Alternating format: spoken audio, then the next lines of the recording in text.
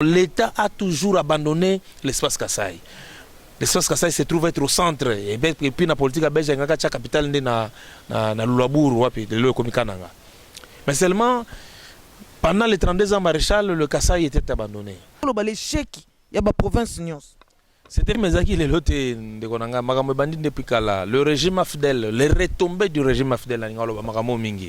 L'AFDEL était venu avec une politique d'écraser l'initiative de tous les Congolais, parce que c'était un conglomérat des aventuriers qui pensaient sous-traiter le cannabis au Congo. Et heureusement que Mouzé Mokabeta qui a masola aventurier, parce qu'il a manipulé le Congo. Ne jamais trahir le Congo. Alors, tant que Baye, Bandi Makambouya Kokuta déjà une partie à Bakassin, bazo contrôler moi économie en Boka. Il faut se souvenir, il y a un sociologue dans le au travers les faits. Les faits sociaux sont têtus, ils sont totaux globaux. Faisons là que dans un passé lointain, Bakassin va contrôler l'économie en Boka. Même avant Fdel, même la colonisation, parce que déjà dans le régime maréchal, déjà le Kasaï demeurait toujours un territoire enclavé. Et pas Iwapi, pas Nabiso Baïtage, quand on a vu la mouvement été. Et pas Nabiso Kuna Bakourin Zalagate. Mais un de ces ministres qui dit qu'électrifier le Kasaï, c'est armer l'ennemi. À l'endroit de Gaïta Kakouchi.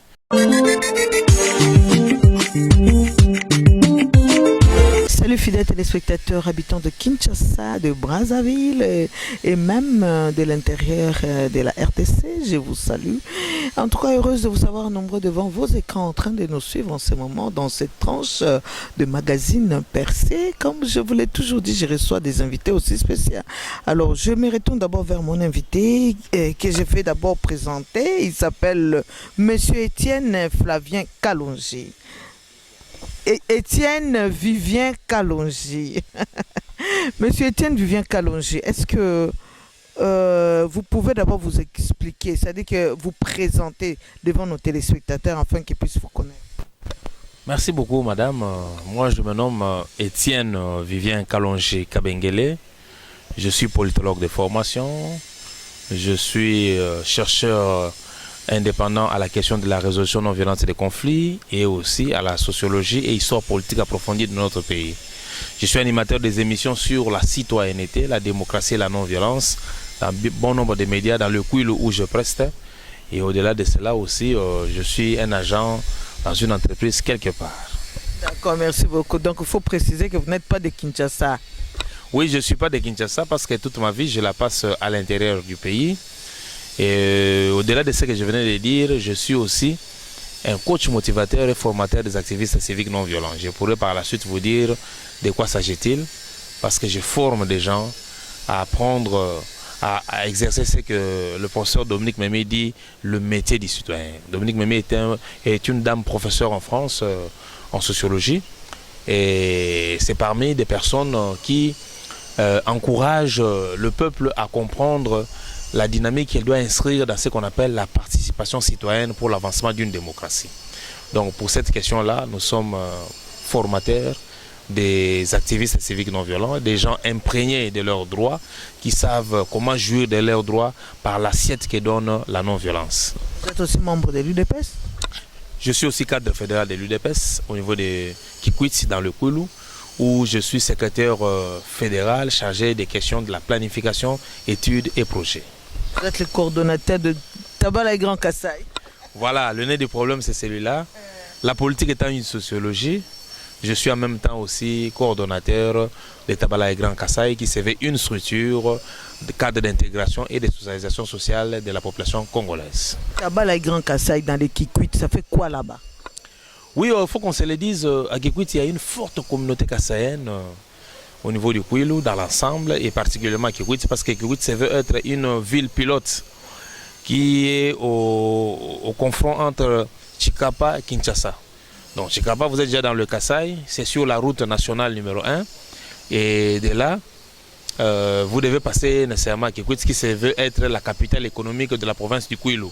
Et bon nombre de nos frères, compte tenu de la précarité des vies dans l'espace Kasaï, l'espace Kasaï étant un espace enclavé, bon nombre de nos frères n'acceptant plus de vivre comme s'ils étaient au 19e siècle, et l'homme aspirant toujours au développement, bon nombre de nos frères ont choisi le Kwilu et Kikwit en particulier comme étant une énième terre pour eux, parce qu'ils ont appris peut-être des écoles à Kinshasa que la vie est tellement chère. Et bon nombre se sont alors décidés de demeurer à Kikwit. Et les statistiques qui nous donnent, nous sommes une forte population au niveau de la ville de Kikwit. Il a fallu maintenant comment chercher à fédérer tous nos frères et savoir comment se comporter chez nos compatriotes congolais qui nous reçoivent en toute hospitalité. Pardon, nous voulons comprendre. Comment se fait-il que la population kassaïenne comme quoi il y a la souffrance là-bas, au moment où les loyaux bazan à pouvoir? Est-ce que c'est normal? Le régime AFDEL, les retombées du régime AFDEL, l'AFDEL était venu avec une politique d'écraser l'initiative de tous les Congolais, parce que c'était un conglomérat des aventuriers qui pensaient sous-traiter Mokanabiso au Congo. Et heureusement que Musée Mokabeta qui a masola aventurier, parce qu'il a manipulé pour Congo. Ne jamais trahir le Congo. Alors, tant que bango baye, bandi makambuya kokuta déjà une partie à Bakassin, bazo contrôler moi économie en boka. Bato faut se souvenir, ngana sociologue. Dans le au travers les faits sociaux sont têtus, ils sont globaux. Ba faisons là que dans un passé lointain, Bakassin bazo contrôler l'économie en boka. On avait entre autres. Mais il ne faut pas oublier que Hermokobo peut passer à bandi les notés, depuis avant même entrer à Aftel. Même avant Afdel, même la colonisation, parce que déjà dans le régime maréchal, déjà le Kasaï demeurait toujours un territoire enclavé, et pas il n'y a pas de étage quand on a vu la mouvement et pas il y a des courants à la rater. Et pourtant, maman monene oyo na ko saluer en passant, maman Zouzou Ambombo, a ebisa kibiso tokendaka kokutana nae na cadre ya tabala Grand Kasaï, a ebisa kabiso que ba ville ebele ya Congo etongama na mbongo ya Kasai. Mais comment se fait-il aujourd'hui Kasai ndé tokolo ba l'échec ya ba province nyos? C'était fait sciemment de Gorangai. C'était fait sciemment parce que Makambo même ata pour Kasai comme à deux provinces à l'époque. Ils allaient ma solo kutu ba belge ba bandai kokota déjà na kati na ngopo na kotelemisa misamo na Kasai contre moi na Kasai. Il a fallu bitumba pe ko bomana entre ba Kasai ba luba ba bomani ba ngomoko ne ba ko sala deuxième province. Et Bandaki Bongo a été autonome du sud Kasaï pour revenir par après la province de Kasaï oriental. Et ça, c'est une histoire tragique. Mais seulement il faut reconnaître que déjà belge avec anthropologue, ethnologue, étudié qu'il fallait laisser les Kasaï parce que le peuple Kasaï était tellement très éveillé. Dans le régime maréchal, on n'a pas ici accompagné l'initiative privée. Vu l'embougement, il y a une initiative privée. Il n'y a jamais question, il y a urbanisation, il y a l'État, il y a colon. Batonga à telle enseigne que les lots érosion ils ont ravagé parce qu'il a fallu que l'État accompagne l'initiative privée à recadrer Makambo, prévoir Banzela Minene Bakanivo tout ça pour que Maï Yabatol Yabandaku et Bouma lobi balabala. C'est ça la plus grande difficulté. Donc l'État a toujours abandonné l'espace Kasaï. L'espace Kasaï se trouve être au centre et puis la politique belge ngaka cha capitale na Lulaburu wapi de le komikananga. Mais seulement pendant les 32 ans maréchal le Kasaï était abandonné. Et Mouzaï Kokota Toki, un de ses ministres qui dit qu'électrifier le Kasaï, c'est armer l'ennemi. À l'endroit de Gaïta Kakuji, Magama Somo. Qui est Kakuji Muluba, Muluba Yakatanga. Parce que Muluba Kata Zalagate, c'est un concept créé. C'est un Muluba comme un Muluba Kasaïen. Parce qu'il n'y a pas Muluba. Kabila pas un Muluba Kati, c'est un Kasaïen. C'est un Muluba. Le Kasaï est Sima. Tous les Baluba Baouti na Sangaluba na Kabongo na Nord Katanga. C'est par immigration du peuple, au balandi la rivière Lubilanji, bakomi balou balou bilanji. Au balandi la Luluwa, bakomi la rivière, bakomi balou balou Luluwa. Tous sont balouba, balouba monokomoko. Soba kiluba lolo, olobi chiluba et lokomoko. Ce sont des frères, les enfants de Ilungambiji, le chasseur, qui était venu chez le Kabila Zane Muluba. Muluba, kuno benga balouba. Azamuluba, alors ne makambo. Donc Azamuluba, Yankoro, Yamanono, Muluba, Bako Sayote. Mais seulement makambo photo le belon bandeko que le Kasaï en soi ezali territoire où ezaki peuplé par Bautaki na nord Katanga na Kabongo. Baye ko constituer ba territoire ba ville. Et très longtemps batiki yango bongo dans l'abandon dans la c'est un même peuple. Bakatangé na Bakasayen, baza peuple moko. Bakatangé à nord Katanga. OK. ce sont des Baluba comme les Kassaïens. C'est un même peuple, une même culture. Aujourd'hui, rivalité entre Bango. C'est dur. C'est la politique. Politique, ça l'a divisé pour mieux régner. Mais c'est un même peuple. Parce que les éléments sociologiques qui prouvent les facteurs d'organisateurs communs des personnes dans une société, c'est la langue, la culture. Tant que vous avez la langue, vous avez inventé un déco. Tant que vous avez la culture, vous portez les mêmes noms. Les Masengo, les Mwamba, les Ilunga, les Mutombo. Tous les noms que vous voyez chez les Kassaïens, ça se trouve chez les Baluba là-bas au Katanga. Donc, ils sont des enfants de Ilunga Mbidi le chasseur qui était venu dans le territoire de Bayemba, à qui on avait offert une femme Mayemba et à Boti Moana, à Pessie, Kombo et à Kalala, Ilunga Mbidi, l'ancêtre de tous les Baluba. Et bilo qu'on est tout le Belakongo, bah tu vas comprendre parce que Ilunga Mbidi a zagi na moi sinaye, Kombo na Enseya et que Ndeboye et au Komake Enseya wana botaki kumwimba na leki naye, mais seulement papa azalaki trop matata azobeta mama tina mwana bana bakomi mikolo mwana liboso me papa ko betaka mama nanga boye te na miso ya batu boye soni boye ndenge nazwi mama na kova na lupangu nanga papa na lobi wana zaginde na beta solo ya Kasongo Nyembo, le descendant de Kalala Ilunga Mbidi, le chef Kasongo Nyembo. Ye wana nde siko ya bando beta mwasi nseya et que ko beta beti nseya mingi mwana liboso supporter amemi mama na ye na lupango ya ye moi papa accéder sous ce qu'on le maman ezati libale saniti et ça séparation papa lobi moi no telemelinga na tolo moi no abotoli moi sinanga ko vanda na ndako na ye moi no so nga na kufia ko remplacer nga na trône te a préparer bongo conseil de sage na ye ne ba ko sala masolo ya ke ba préparer petit frère na ya kumwimba a remplacer papa na ye so akufi et scénario ngo ezaki ke tangu maman se ya atandi madeso ya ye bato bautai na scénario kozwa sacrifice oyo kumwimba na leki ne bapesaki bazwi ya kumwimba babwaki na mayekei ya leki na ye balakisi ke bakoko bayambi sacrifice wana nde bazongi na ko esengo ke leki akumwimba ne mutazi pouvoir banyati madeso maman seya siko kumolela madeso nga bapanze on atandaki po ekauka na moyo tolia ne mwa na bite bato ba mutu mabe babotolinga héritage ya pouvoir babebisi biloko mama nanga tika na zo mama nanga toke na biso ailleurs nde ba ko mata bakena Kasai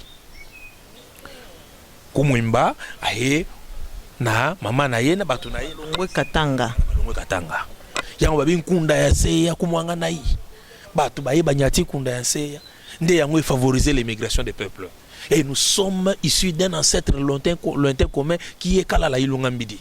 Kalala c'est un général d'armée. C'est la nomenclature appelle ça Vita, le général des corps d'armée, comme Kalala qui était l'espion qui devait aller infiltrer l'ennemi, comprendre ce que l'ennemi est en train de mijoter pour tout envahir. Alors Kalala Ilunga Mbidi n'aime ko étendre l'empire Luba. Donc biloko photo lo bango batu ba yeba yango ba sepela ba bisika to uta parce que biso toza bana ya Lubena. To uta bongo na Éthiopie na nord. Tozali bato to benga to ba bena Isalela, bana ya Jacob.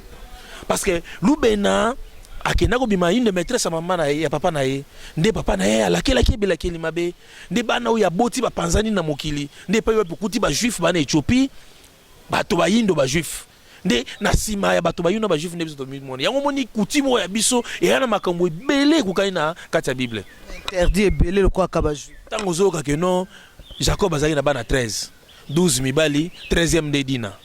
Mais baboy kotanga Dina babika les 12 tribus de Juda. Ote baluba bango balinga basite te wana ezali kutimi ya bato na bayuda ne blogo zaki na ressemblance pa na biso. Ce n'est pas non plus pour minimiser les grandes dames que wana lelo babenga ka baluba nyonso ba juif. Tozali bayuda parce que makambo ebele. Okomona biso tozoba ke bazoko loba no Yahweh Shama. Biso tozoba na chiluba maweja Shama. Biso tozoko benga ye Yahweh Yehowa wa misumba. Ozokoyoka les 4 tétragrammes ezali respecter YHWH Yehowa misumba. Est-ce que mundele mtayako l'acception to benga vidimukulu Yehowa misumba. Donc la plupart des événements on a une émission bien cadrée pour montrer la similarité des cultures qui existe entre la culture juive et la culture Luba Kasai. Yaba makambo tolo bango, nous sommes les descendants des Rubins et nous sommes descendus du nord de l'Afrique à cause de la désertification pour venir vers le centre en chassant les pygmées et occuper les territoires. Donc, un Kassaïen, tout l'espace Kassai, Bazabana Batubauti, Isikamoko, Ezalozali, Musonga. oza Kasaye, oza mwana ilunga miji, oza mutetela, oza mwana ilunga miji, oza musala mpasu, oza mwana ilunga miji, ozali bongo muketa, mwana ilunga miji, ozali bongo mubinji, mwana ilunga miji, ozali bongo mukuba, ozali mwana ilunga miji, ozali muluba, oza mwana ilunga miji. Donc l'espace Kasaï est inondé de peuples ici d'un ancêtre lointain commun. Merci beaucoup, merci. Vraiment, ma révélation, est-ce que, en tant que coordonnateur, il y a Tabala Grand Kasaï qui quitte. Est-ce que vous avez un objectif? Est-ce que même objectif, Tabala et Zalakanango, Tobino, vous avez un objectif, parce que vous avez un terrain où ils allaient binoter. Nous avons le même objectif. L'objectif à Liboso, il y a moi, il y a Tabala et Grand Kasaï, c'est de se réveiller. Tout le monde a été et c'est se prendre en charge. Parce que démocratie autoponie et bongo système ils ont la participation citoyenne. Ce qui peuple croisé m'a beaucoup la makambo démocratie au salemate. Il faut que le peuple vienne en appui, que le peuple participe pour enclencher ce que Alain Touraine dans le lobby et commis côté liya yonanga na processus décisionnel. Qu'on soit décision au kamambo que ce soit l'apanage de la politique et comme yonanga toyokani. Tobi ke burumeso ya biso to moni ko koto nzeleza te papa ya kana no koto ta na no koto yo. Soko tali yango bien te to telemelio. Faut bongisa côté wana biso. Ce n'est pas une discrimination puisque population Congo est dans la province Ebele. Pourquoi seulement avoir choisi peuple Kasayen kaka bino bobende na ndenge na bino? Te wana na comité na zone l'action dans l'aspect général ya conception de démocratie. Siko biso ba Kasayen auto vivre dans Kikwiti. To ba paya, to yeba ba négociation ba Kongomani, ba Congolais, ya mutema malamu, ba yambi biso pe ba pusani pe biso pe to vanda na bango. Siko to ndimi to za na structure Tabala et Grand Kasaï pour na ko véhiculer ba valeur. Ko estirper ba défaut eza na kati ya Kasayen. Ou eza ko sala ki a vivre nan de connaît en parfaite harmonie. Ko banda ko tangisa ko sokola mitu ya bana Kasaï ko yeba ke toye pa bande ko ba yambi biso. Bande ko ya biso to utina ba na koko moko lointain. Pokuna na Kikongo kukuta 80 vocabulaire ya Kikongo nyo sana chulu. Ba élection ba même bande ko on peut kane ba bomaka bande ko na bino mususu. Oui, c'est parce qu'ils étaient manipulés par des politiciens en mal de positionnement. Voilà pourquoi la raison d'être Ebiso Tabala et Grand Kasaï, c'est pour permettre l'interpénétration culturelle du peuple. Tobi culture ya biso maeza malamu to laksana bandeko.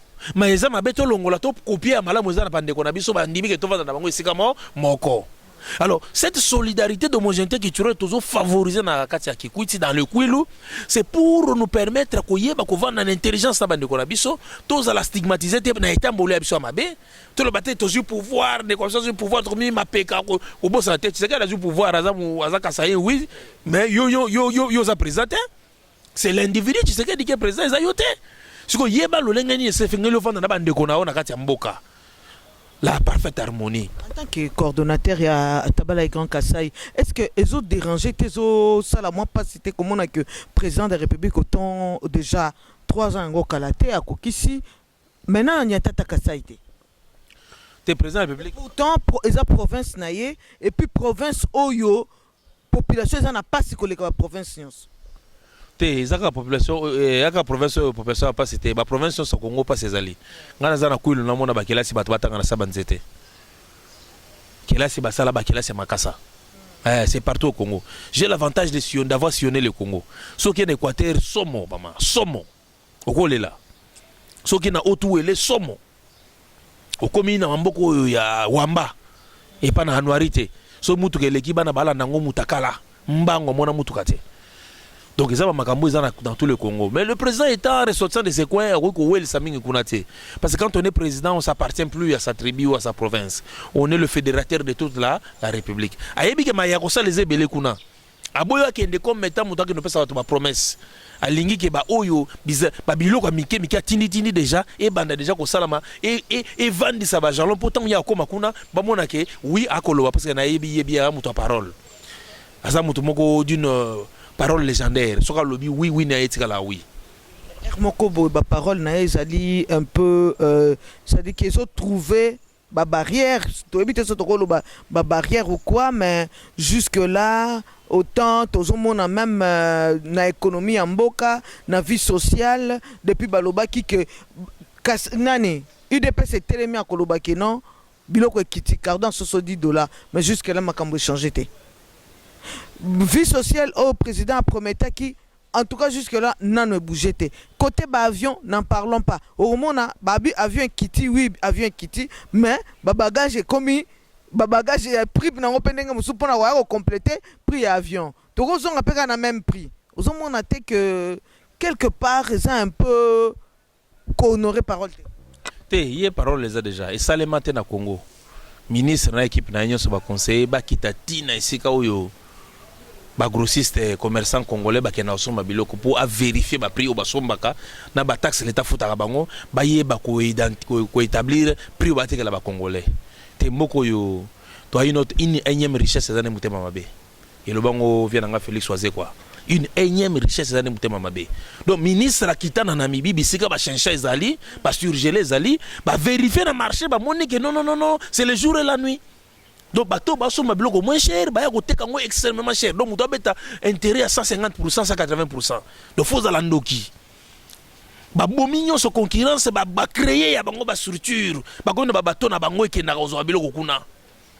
Ba garder monopole, yo oza mon kozamboka au créer un clan ba feriste au pouvoir. Pour créer ba compagnie où comme nous avons le monopole de l'importation des surgelés. On l'appelle quand même la même population. Il y a un autre pot de bananes, fatia cause au pouvoir, mais l'économie est entre les mains des expatriés qui sont des marionnettes derrière des politiciens qui font du blanchissement de l'argent. Bongo bango ba yibi ba détourner. Donc fatia muta parole parce que les lots ont démantelé le système où ils allaient qui ramifié na ba mafia. Nous sommes l'État mouini peuple, la peuple congolais. Et c'est ce que Fatih est en train de démanteler parce que les loyaux, tout ça dans une économie libérale. Vous ne pouvez pas vous réveiller des matins pour le non, biloko kita non. Parce que il y a un principe cher dans l'économie le non, la régularisation du prix par la main invisible. Yo che biloko 1500 na che biloko 500 wa che biloko 1000 francs ba muta 500. Surtout sur les produits de qualité moko. Donc yo ko disparaître na wa ko disparaître muta 500 ko tikala. C'est que to tirer par là que non, président Fatia a préparé Yep. Ah oui, au moment où Kalamingi Tawa, l'État va nous faire un centre de vente, il y a surgelé. Ce que yo chaki likolo kuna batba comme n'est pas l'État, malamoko disparaître. C'est ça le principe cher dans l'économie, la régularisation du prix par le pouvoir de la main visible. Donc le boko invisible, il y a un moment qui t'a pris. Yo yaki na bloko no cher nenga moyibi, l'État ibiso ke kitsa nenga solingo yo kate, mais l'État affronté yo. L'État confronté yo côté kasouté.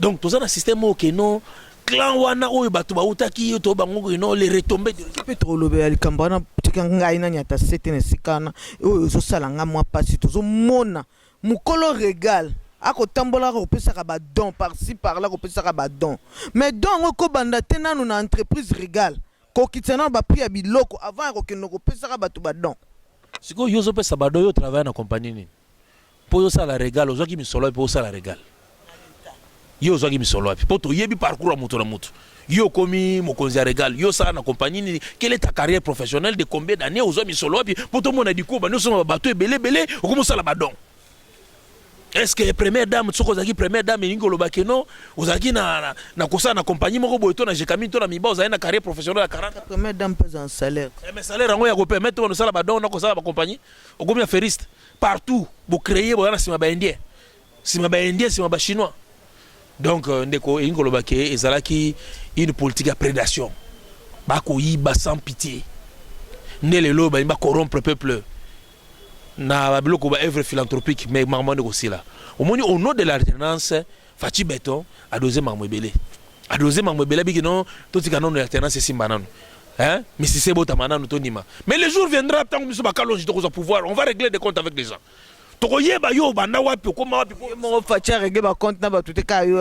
Lui, sur la question, il y a sagesse politique, hein, nous lui concédons.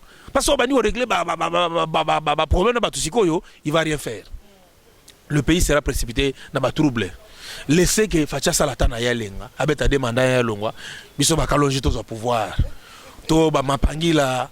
To bakumbi to banani bazo pouvoir hein likambo yo président Jean-Marc Azolo Beza solo ke bokotika na pouvoir ti yeso koya te mais tozolo balango na langage bakopi ko sipanda biso baboto biso na yango so to organiser mais un parti politique eza un laboratoire de pensée où ils ont concevoir que ce que du pouvoir faut y baner ko conserver et le plus longtemps possible eza Jean-Marc m'a inventé te bato ba inventer politique ne balobiango nous avons pour objectif de conquérir le pouvoir, de l'exercer et de le préserver le plus longtemps possible.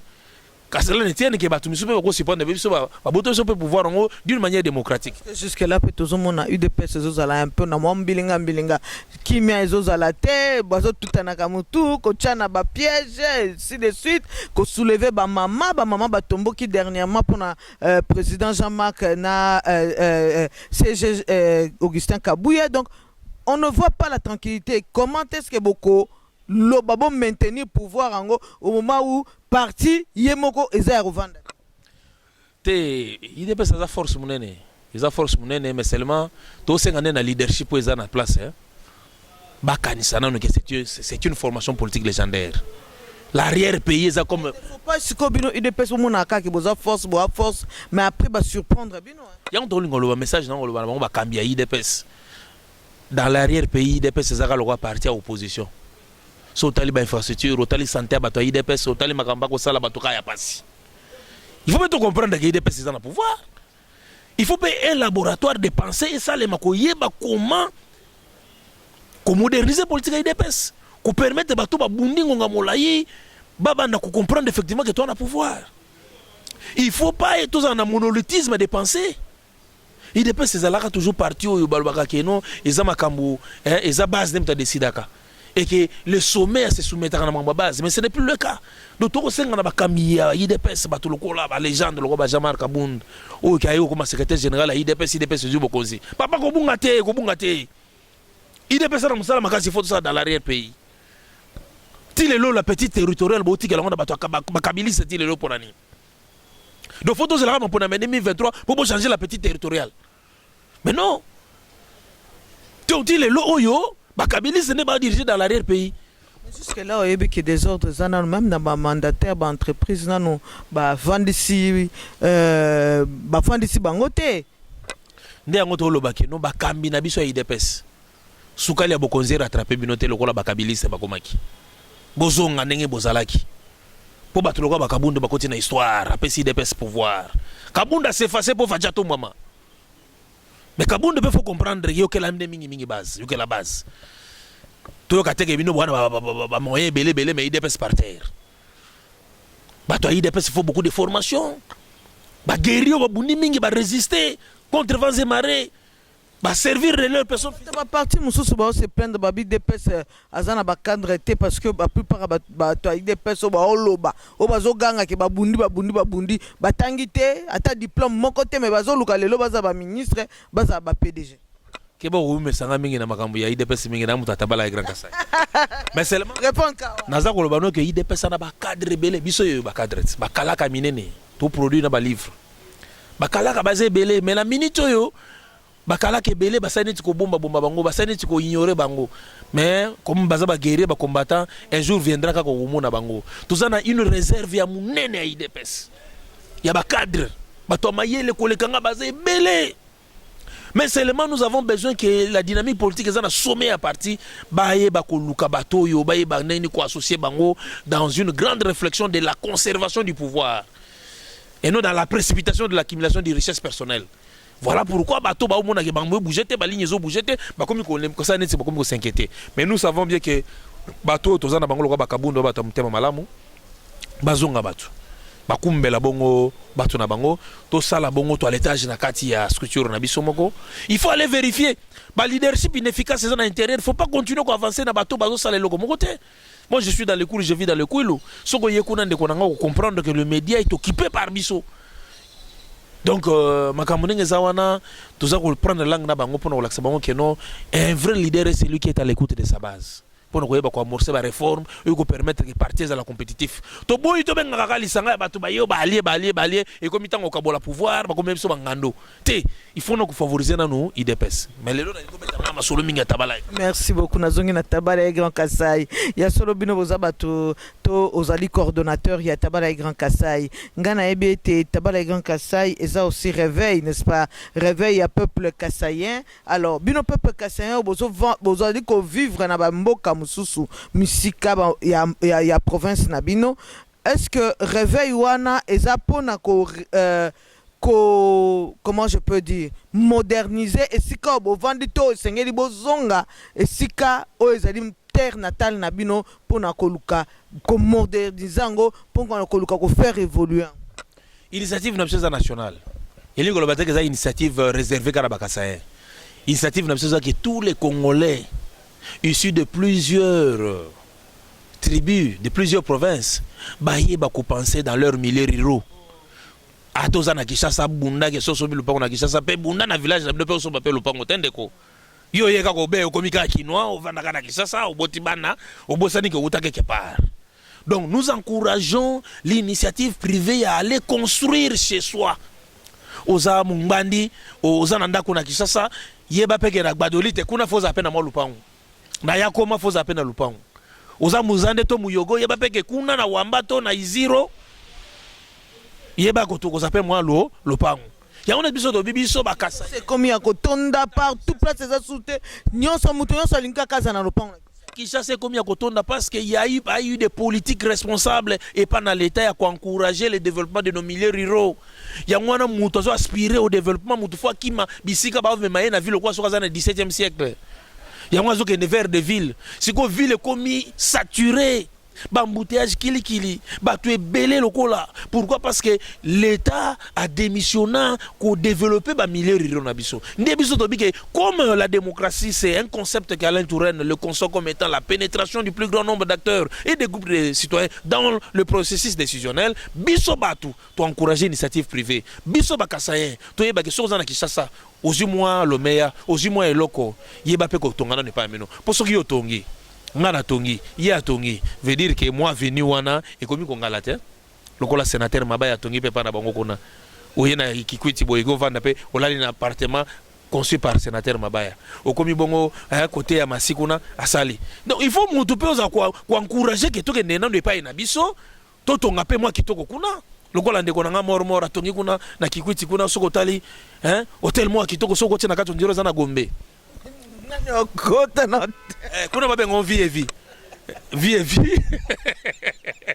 Donc c'est pour dire que Ozali Kassayen yeba koyeba ke biso tozali kolinga ko produire un nouveau type de Kassayen. Un homme réfléchissant, un homme qui sait prendre langue avec ses autres compatriotes parce que nous avons un destin commun à construire. Toyiba to moko to essuyer la mémoire historique commune. Ba kata biso maboko pa na ba beljawa. Ba exploiter biso ba surexploiter biso. Mais les loyo to komi ko zo prise de conscience individuelle ko ba ndeko na ba nande bazoa. Bazo mwa kala. Quand vous arrivez du côté de l'Est, vous avez les Libanais de l'Est. Mon nanda za magasin zo encadrer la solidarité de l'homogénéité culturelle pour ne connaître pas ça pe magasin. Ba tongi butembo na mbongo na bango moko pe beni. Babani ko za antenne parabolique oyo depuis les années 86 84. Donc, comment c'est que les loyaux Canal Plus. Alors, nous comprenons le quoi, ça dit que nous encourageons l'initiative privée de la population pour aller développer nos milieux ruraux. Voilà pourquoi, Bisso Tolmi, Tabala et Grand Kassai, réveillez-vous, la Mouka, ne Koukasayen, Yeba qui est pas Inabiso, et pas Inabiso, ça tout un grand village. Qui a à un moment donné, mi baba tonga ngokaka na effort. Il y a la population bagomoko et tout bazaki accompagné te lelo yo soki peuple et l'amour qui sans être accompagné au monité que vous allez effort moi quand on vient. C'est pourquoi nous sommes dans une structure d'intégration et de socialisation sociale. Parce que tant que nous avons formé bateau fédéré bateau nous devons prendre langue aussi avec l'État. Pour prendre langue avec l'État pour nous accompagner. C'est pas l'Amiba. L'Amiba a été construite par le colon belge. Mais nous prenons la ville de Bakwanga. La ville de Bakwanga. La ville de Bakwanga, c'est à travers Boyoka Nezalama qui était dans Luabour. Newa Pivalou Balou Bilange Bazonga qui n'a Bakwanga avec le leadership de Albert Kalonge Moulopwe, Kalonge Moukanya, alias Edi Tunga, ne baki construire la ville de Bakwanga. Donc, bisous tous encourager Bandeko, ou Baye, Yabakasayen, Bazana Kishasa. Baye bako s'intégrer dans la biso na tabala Grand Kassai. C'est réellement une structure qui vous permet maintenant de vous socialiser. Pour y baneni ko véhiculer la culture kassayenne. Nous avons des valeurs dans notre culture. Le Congo est une mosaïque de culture. Biso bakasay to biti biso culture to mona et ina makambo ebela kitoko mingi. Pour les autres comme la culture la loisiveté, motonyo so abina ko matanga, motonyo so ke no ko melaer nyonso ki numba pa yuapi et mendicité forcée comme partout. Biso to véhiculer ba valeur ezaki pa na biso. Au poussa ka poussou mais tu es quand même chef chez toi, maboule pelaka. Et les autres monde bato va na parler na bango, papa tika mbongo bato va na parler te, mutu na muntu abeta moi l'arne mukia ke soma na malewa même babule opela na pale ndenge nini so besoin so lia na malewa. Nous voulons véhiculer de valeurs et chez nous to lia ka fufu to bimisi ngo boy to vanya lopango non clôturer pote moi no chia orphelin to le kana bala ya kati fufu to lia maman akata to lia. Ce sont ces valeurs que nous voulons véhiculer dans Tambala et Grand Kasaï. Koyeba makamo sela nganya bena Kasaï. Le mariage chez nous c'est quoi? Le mariage est sacré. La femme kase ba kakabunji. Mais aujourd'hui, on dit babali était libanda, ils ont sacrifié le lit conjugal. Ba divorce est belé. C'est là où nous voulons véhiculer batuba linga monoko ya biso le chuluba. Cette langue où ils allaient dans vocabulaire kitoko. Mona ki FDL kota ki awa batu belé ba koma ki koluka koyekola Swahili ba école Swahili ko te fungwa maki mais jusque là non te mona te ba école chuluba te pour ko faire véhiculer quand même langue wane panzana partout. Te langue chuluba ele senga ki kutu te ke facha ya po bandolo mama bakasa ba bateti chuluba le ma déjà depuis kala awa o mona mutu we o mo phénomène ba benga we tout ça yo donc na bimina motoko to na zo ko to na mona kayo na ko belo yo we ça dit que chuluba c'est une langue nationale, une belle langue. Et ça, donc nous pensons que il faut favoriser la langue ya biso lokola lingala. Obi keso ke na poto po ba iboko na bena Congo Kinshasa fo beta lingala.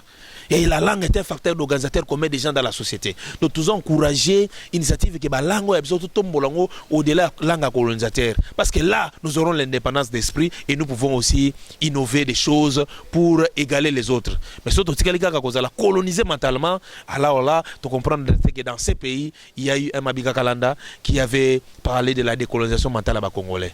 Merci beaucoup, merci Monsieur Vivien Etienne Kalonji. Merci parce que tous qui sont déjà dans souka, mais ceux qui dans l'obéli actualité au thé en tout cas, batebele barolobananga. Pourquoi au lobela qui en côté? Alors jusque là, tous on a pétition belé aux aleko tambola na Assemblée nationale. Hein? Nebi koza politologue to ko sauter tapoter. Pétition baniko mata déjà tout contre Mbosso. Est-ce que yo zali d'accord na likambo? Et simbate Mbosso kodi ya pwanga bakala ya ngolo ne baloba ona ki Kongo mwana mobala makasi ya yende to ane besoin pour abeta na nef do bakokate bakobeta na ba scénario basala na simbate. La majorité à l'Assemblée nationale, il faut qu'il soit 500 députés. Il faut qu'il soit plus de 280 voix. Et simbate. Et puis, nous avons bozali bobeta mabe. Pour moko yozaki prise en otage par la Kabylie. Ce que Mbosso ko dazong sa moka na nzela, bino combattre le régime. Et simbate. Oza boko zaba na nzambe. C'est plein de balobi papa Mbosso zakaka soki alinga koyoka bango te ba député, soki ba yekaka alobeli soki il faut ko prolonger état de siège ko prolonger te akati esili mais batu ba kotisa ba dossier bandakala. Mais alinga koyoka ba député te. Ba député to yebi bango ba to akanyaka. To yebi ndenge ni Kabila. Ane malemba azali mutakanyaka. Bango tu ba to masolo. Ba to masolo ba compagnie ki Kabila ba pese ba beki na mboko oyo. To yebi na mi votaki na ba machine na ba parler na bango. Soki musunya makeleki makasi to kuzambeli to katango. Bango ba yeba ke no président de la République jusque là za ba prérogative ko dissoudre l'Assemblée wan. Soki bango ba longoli Mbosso ba ko dissoudre, ba to révoquer bango. Comme ça président anticipé ba élection législative peuple a passé majorité. Ba ça la blaguité le roi total bango na tout ke na ninga douceur. Bok to ke na ninga douceur to maintenir ka makamoto chambardete, mais bino moni ki wa maele ko le peuple. D'abord ninga za to se reconnaître na bango ta. To se reconnaître na bato na te. Baba fausseur. Alors makamango ko sila na 2023. Soki bango ba lingi kimé zalate avant 2023 ba ko dissoudre parlement wana. Et que peuple ko pesa fachi béton, on peut se majorité sika. Basa la blague pour tous trop tolérant, trop ni magenon deko na nenga bientôt ke nekaka. Mais so bango mbala sake bango kaka bango balinga ka keno kanyaka, bango kaka deba so misolo. Alors, ba ba ke Mbosso ko da so bango mekika Mbosso ko dia. Ouaza na peuple. Aba Mbosso ko dia ouaza na peuple. So ba mekiye kaka. Bakuta biso ba guerrier na nzela. D'accord. Merci beaucoup. Tu as commis vraiment la souka. Alors, na souka émission na biso na osepela. Oloba na moi, hein? Langila. Langila, tolobi na lingala, tolobi na français. Moi langila na souka, o passez moi message moko na peuple congolais. Topé na peuple ressortissant et tabala grand Kasai. Bana betu ba mo espace Kasai, bana betu ba Kasai munena. Mushini mudi mukulumpe we uti musuku ngambele malo bana babena kasai munena. Là je vois Jean Kamba Iwacha. C'est docteur en histoire de mentalité, c'est un mentor qui ne cesse de nous émerveiller par ses publications. Ndeko yo tozo bisika bozali mwa bunu ji tout no ambele bwanyiki. Nji banji fika bwane nuku tabala. Bana ba yulunga mbiji ndu mwa bakai. Quand on va coucher là, tu rêves et pourtant il faut tu cala chintu chumuel. Bon le cas tu as une structure ou tabala e grand kasai. Tabala e kasai munena. Bon nenu badi bon voko ko mwakulu ni ngambeu nous semaine mo abutu di. Tu dis ni coordination mu chinsanso, tu dis coordination miaba yonso mu kongo mungalata. Nous lobwanyi tu cala tu te kami tu kabaka muela. To tout le meji ate tu kumanyi bwanyi mukalenga mbwetu. Ato mukalenga mbwetu musukuleje bwanyi le pouvoir appartient au peuple. C'est le peuple qui enclenche le processus décisionnel. Qui bolga moi bunu jibana betu loi parce que tetu munkachi mwatabala e grand kasai tu dini malu akwambulisha na mutetu ni tetu. Badi bakenga selon nos cotisations régulières nya tukala to ambulisha ngana. Tuambisha ngana ko bwantu nema. To atula ko banta badi ba contrôler économie wadi tunga. Économie wadi tunga kene bakalombia zibia ba benito. Mwenye kene bakutunga jeji tunga jeje kumpala to. Tupamanye bwa tetu abatu dini ngasa wakwe bangenda mushinga. Mutabala e grand kasai tu bikela bantu ba bangenda mushinga. Tudi ni patronat wa ba commerçant kasayen. Bwanyi ni kala nulo tumanye bwanyi uruenza chinganyi mwana mao. Chitu batete kuambulisha bwanyi utanta koko chinganyi. Tudi baso bwanyi tu contrôler économie wadi tungeji. Bwanyi kukala te tu va contrôler économie. Tu vuni bantu bo ba fonchi ba we trafa benza transport aérien. Lelo ma combattre ba pa kalonje senda ba favoriser ba indien. Kibolka toma mwana wa mwena kasai ruko mwana ilunga bidiri mwa bakai. Jiba ndifiko ba nous tu rejoindre mutabala e grand kasai. Tudi baso ku créer un nouveau lobby. Ou bantu ba contrôler le pouvoir d'influence parce que abula batu ni bantu bidji bantu ba basuma kalenga ni bantu ba bikali makaya manene ba contrôler le pouvoir économique ki bol ka tete mutabala e grand kasai tu vas façonner bantu ba contrôler l'économie du tout et c'est très important moi nous dit quand nous ba kula la tout le temps nous ba ko reveto leur revenu bo achingani bo chilombo etu di ko déjà il faut ko manye boanye adi chilombo mwabeu mutampanda mu soutenir kusoutenir bukalenga bwende bwanyi adi wenza ko effort bwanyi utanta mu miji mwidi wenza kimbwanyi ubenga bakwa ba mukongo mungalata to unanga bana ba mukongo mungalata wenda ko kunyi ni sagesse ko manyi to e mwana etu e umukongo e muswahili e umumbala e muyanzi bana betu kimantu ba kwa benda to bana betu tudinabune une mémoire historique commune kadi si tu tetu wenza mabenchanye mutu ditetu bonso mudikenga kadi jambulisha ngana dikalo mungachi mwetu bwanyi tufika ko kuwenza malumi mpa tunemesha bantu ba kukala ni économie wa ditunga we mwanga ta économie ditunga mwesho myanzi ba benyi ditunga ikali mboke kumpala to bolga ya papa Etienne musuku bwela mugalenga umva ni dollar miweka dollar viweka kuchinganya bwa le économie ditunga mwana ba myanzi bana bena kasai lelo wewe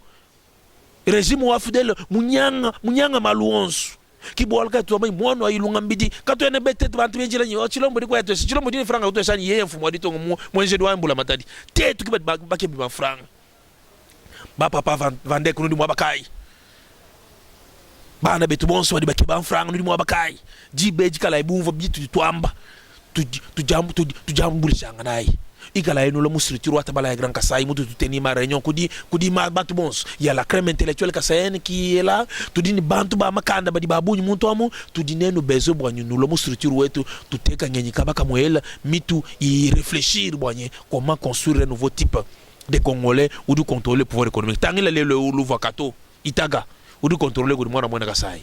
Bien individuellement, il faut un cadre d'intégration des associations sociales. Beaucoup légitime, beaucoup de Merci beaucoup, papa.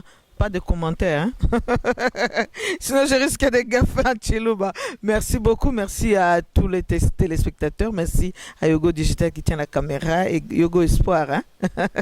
Merci à Roy Mbouyi, merci à toute l'équipe d'Info Congo Masolo, merci à tout le monde, merci à tous les agents de Congo Web Télévision, à M. Gilbert Biladi, merci au Gabriel Chabani, merci à l'espace, à cet espace Chetemba, village Chetemba, qui nous accueille, qui nous donne cet espace pour que nous puissions présenter nos émissions. Merci à lui, merci aussi à monsieur Chris, merci à tout le monde, à tous les agents du village Chetemba, merci à vous, nos téléspectateurs, vous qui êtes toujours fidèles au magazine Percé, merci à toute l'équipe de Congo Web Télévision et monsieur Gilbert Biladi, monsieur Gabriel Chabani, je n'oublierai pas aussi monsieur Papi Mandeke, monsieur Gigandou et tout le monde. Je vous salue. Quant à moi, je vous dis au revoir. Nous allons nous revoir prochainement. Bye.